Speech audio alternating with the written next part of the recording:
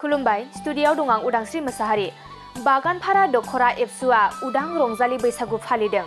बाक्सा जिल्लानि बेन्दोंआव थानाय ड्रागन गेलेग्रा फोथाराव बागानफारा दखरा एबसुआ उदां रंजालि बैसागु फालिदों।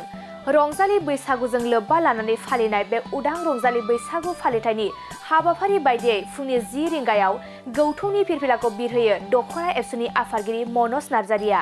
बेजोंनो लोगोसे बैसागु फालिथायनि गोथार फिरफिलाखौ बिरहोयो बागानफारा गुदि बर' थुनलाइ आफादनि आफादगिरि बाबधन बर'आ। गोजोन आरो खौसेथिनि थाखाय फारौ बिरहोयो BTCLA नि बुंथिगिरि खाथिराम बर'आ। लोगोसे बड'फानि मुसुखायाव बिबार बावजेनो उपेन बर'आ। बे उदां रंजालि बैसागु फालिथायाव बागानफारा दखरानि बेन्दोंआव थानाय गोबां मोसाखावरि हानजाफोरजों लोगोसे रायजो राजाफोरखौ बाहागो लानायखौ नुनो मोनो।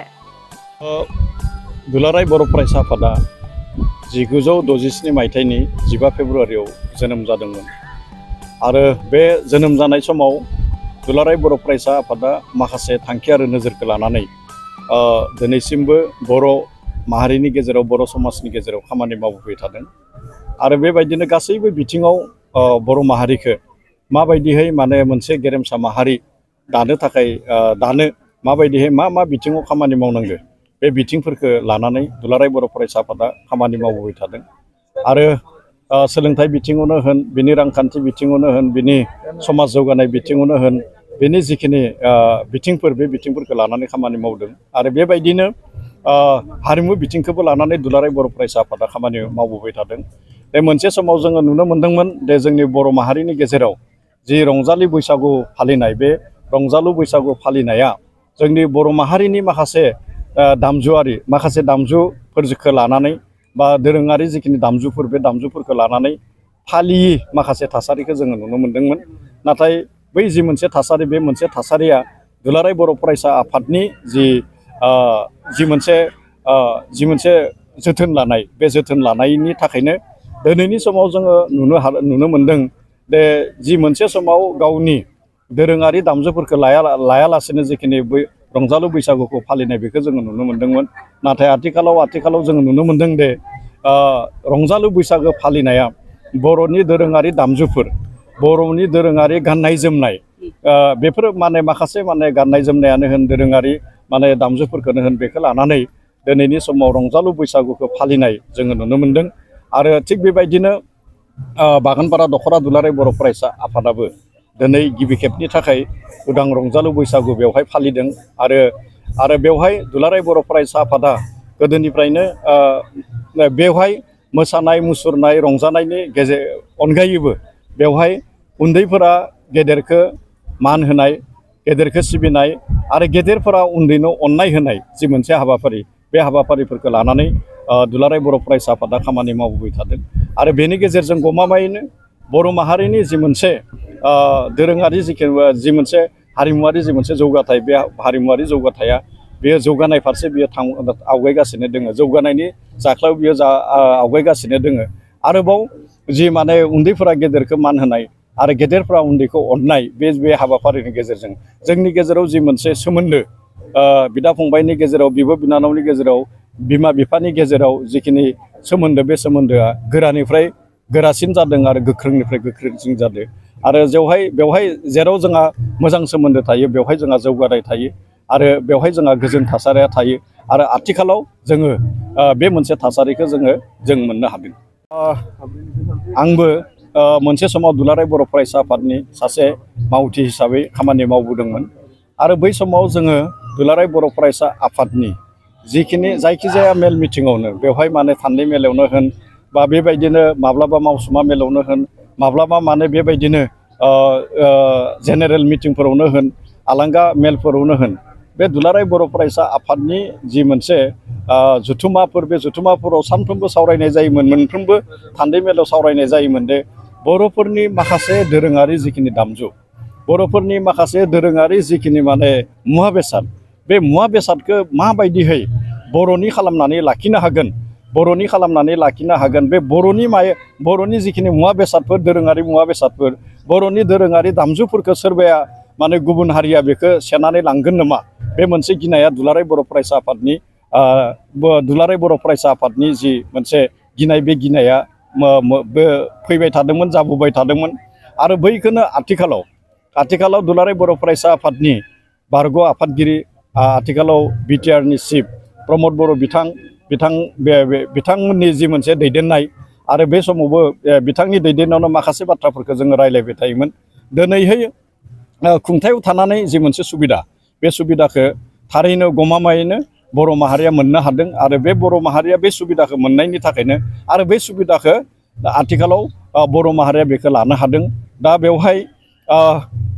बेवहाय गासै मोन 21टा दोरोङारि दामजु आरो दोरोङारि जिखिनि मुवा बेसाद बे मुवा बेसादखौ बिटिआर सरकारनिफ्राय भारत सरकारनो बेवहाय गनायथि मोननायनि थाखाय मोनसे आर'जलाइ होनाय जादोंमोन। बेनि सायाव माखासे बिजिरनाय जादोंमोन आरो बेनि गेजेरावनो मोन 21टानि मादाव दिनै 13टा माने मुवा बेसादनि सायाव दोरोङारि दामजुनि सायाव बर'फोरनि जिखिनि दोरोङारि दामजुफोर मुवा बेसाद बे मुवा बेसादा जिअग्राफिकेल इन्डिकेसनखौ जोङो मोननो हाबाय आरो आद्रा 8टा थाबोनो हादों आरो बे 8टायाबो जोबोद थाबैनो बेवहाय माने बेखौ मोननो थांगासिनो दोङो।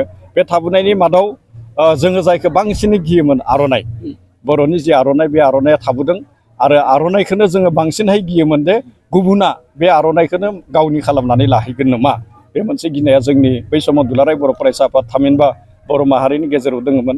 नाथाय आथिखालाव जोङो नैबे आर'नाइखौ जोंनि जिअग्राफिकेल इन्डिकेसनखौ जोङो GI टेगखौ जोङो मोननो थांगासिनो दोङो आरो बे हिसाबै जोङो जोबोद थाबैनो नैबे थाबोनाय जिखिनि मुवा बेसादफोर बे 8टा मुवा बेसादफोर बे मुवा बेसादफोरखौ जोङो मोननो हागोन।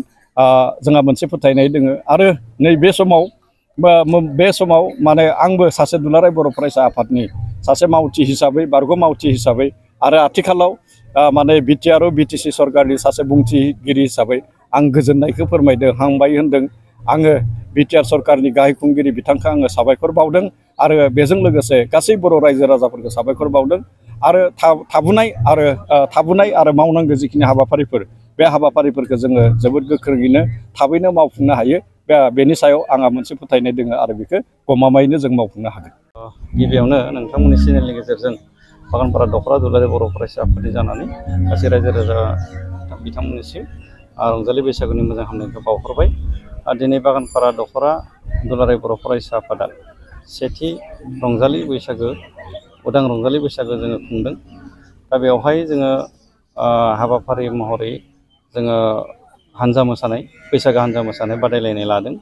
जोंनि दख'रानि बेन्दोङाव मोन 60टा बर' गामिफोर दङ। दा बे बर' गामिफोरनिफ्राय जोङो बैसागु मोसानाय जि हान्जा बादायलायनाय बेखौ लानाय जादों। जोंनि दुलाराय बर' फरायसा आफादनि जि थांखि आरो नोजोर, जोंनि बर' हारिनि हारिमु, बर' हारिनि गुबै दामजु बेखौ लानानै जोङो रंजालि बैसागु फालिनायनि जि मोनसे थांखि, जोङो बर' हिसाबै जि जोंनि दामजुखौ लानानै जोङो मोसानांगौ, जोंनि हारिमुखौ लाखिनांगौ, दा बे थांखि हिसाबै जोङो नैबे हाबाफारिखौ लादों। दा बे मेसेजखौ जोङो होनो सानदों गासै रायजो राजा बिथांमोननो, जोंनि गुबै दामजुखौ लानानै जाहाथे जोङो बयबो जोंनि रंजालि बैसागुखौ जाहाथे फालियो। जोङो जोंनि जि बागानपारा दख'रानि बेन्दोङाव नंगौ गोदो गोबां दङमोन बिदिनो देबजों लानानै मोसानाय। आथिखालाव बियो एसे फोसाबनायनि लामायाव फैबाय, फोसाबजाबाय, दाबो दङ जायगा जायगा। नाथाय गोदोनि बायदि गोबां बिदिहाय देग आरो टेपजों मोसानाय बिदि गैलिया। दा बियो खमायनो हमबाय आरो जोंनि बर'नि जि गुबै दामजु, दा बे गुबै दामजुखौ लानानै मोसानाय थाखाय जोंनि ओनसोलाव मोसागासिनो दङ आरो जोङो बेखौ फोसाबनाय महराव लाबोनो हाबाय। जोङो बेवहाय फ्लेक्सआव होदों जोङो जिअग्राफिकेल इन्डिकेसन, जायखौ जोङो मोन 13 दुलाराय बर' फरायसा आफादनि नाजानायाव आथिखालनि बिटिआर गभर्नमेन्टनि अनसायनायाव जोङो बे मोन 13 जोंनि जि गुबै बर'नि दामजु, बर'नि गाननाय जोमनाय, बर'नि जानाय जि आदार, दा बेफोरखौ जोङो GI टेग खालामनो हादों। जोंनि बर'नि बे मोन 13 आयदाया जोंनि बर'नि, बेखौ गुबुना जोंनि होननानै रावबो बुंनो हालिया। दा बेखौ जों मोननो हादों, बेनि थाखाय जोङो जोबोद गोजोननाय मोनदों। बेखौ लानानै जोंनि बागानपारा दख'रानि बेन्दोङाव थानाय रायजो राजाफोरा जोबोद गोजोननाय मोनदों। जिहेतुके जोङो बेवहाय जोङो सावगारि नुनो मोनदों गंगना। जोङो गंगनाखौ बर'नि नंगौमोनब्लाबो जोङो मोनसे समसिम आथिखालनि दा जोंनि यंग जेनेरेसनफोरा गंगनाखौ हयथ' गुबुन हारिनि होननानैसो साननाय जादोंमोन। मानोना जोंनि बर' हारियाव बे गंगनाखौ दामनायखौ जोङो नुबांलियामोन। नाथाय बेयो जे जोंनि बर'निनो खामोन गोदोयो।